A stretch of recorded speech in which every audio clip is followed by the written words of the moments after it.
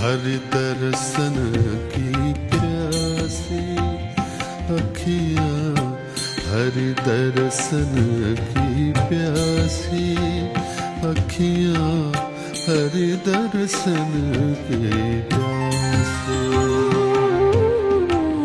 हर दर्शन की प्यासी अखियाँ, हर दर्शन की प्यासी।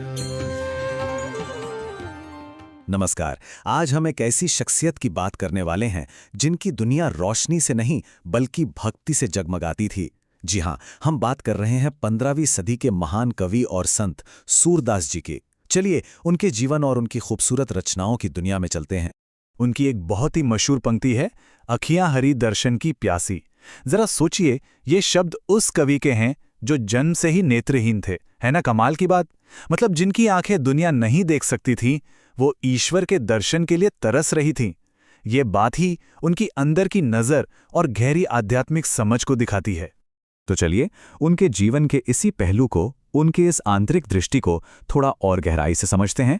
सूरदास जी का जन्म माना जाता है कि 1478 ईस्वी के आसपास हुआ था। तो देखिए, हम सब बाहरी आंखों से दुनिया देखते हैं, है ना? पर सूरदास जी के लिए इन आंखों का ना होना कोई कमी, कोई बाधा नहीं थी, बल्कि ये तो उनके लिए एक तरह का वरदान बन गया।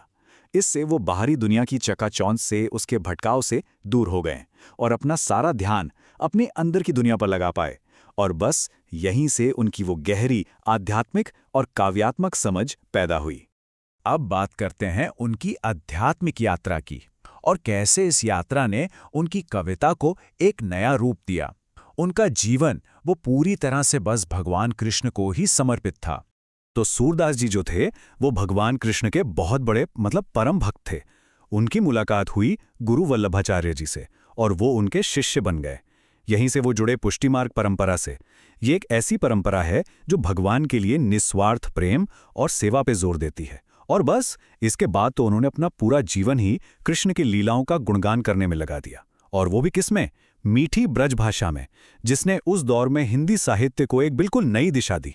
उनकी ये जो भक्ति थी वो सिर्फ मन में नहीं रही, वो शब्दों में ढलकर बाहर आई, उनकी अद्भुत साहित्यिक रचनाओं के रूप में।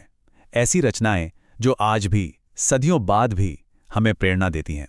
वैसे तो उन्होंने बहुत कुछ लिखा, पर उनकी 3 रचनाएं सबसे प्रमुख मानी जाती हैं। सबसे पहली और सबसे मशहूर है सूरसागर।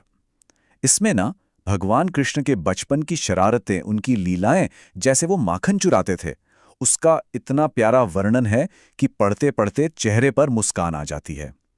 फिर है सूरसारावली, जिसमें भक्ति और फिलॉसफी की गहरी बातें हैं। और तीसरी है साहित्य लहरी। ये थोड़ा टेक्निकल है, इसमें कविता लिखने की कला और अलंकारों पर ज्यादा ध्यान दिया गया है।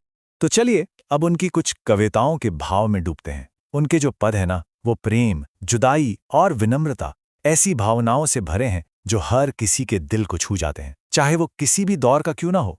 उनका एक पद तो हम सबने कभी ना कभी सुना ही होगा, मैया मोरी मैं नहीं माखन खायो।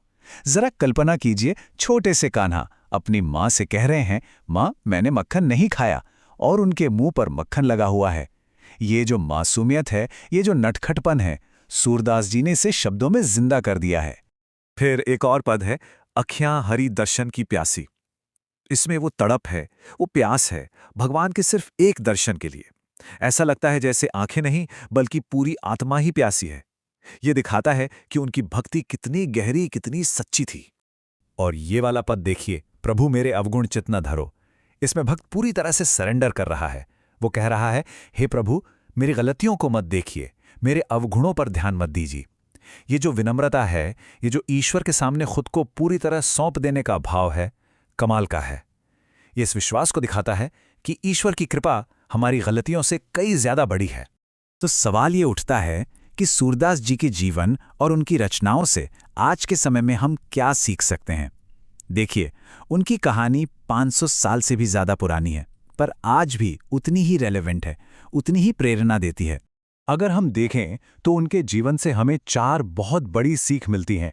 पहली, सच्ची भक्ति की ताकत, कि प्यार और विश्वास ही ईश्वर तक पहुंचने का सबसे आसान रास्ता है। दूसरी, मुश्किलों पर जीत हासिल करना। सोचिए, नेत्रहीन होने के बावजूद उन्होंने कितना महान साहित्य रच दिया। तीसरी है विनम्रता और समर्पण के अहंकार को छोड़कर जब हम विश्वास करते हैं तो रास्ते खुल जाते हैं। और चौथी और शायद सबसे जरूरी, एक पॉजिटिव नजरिया।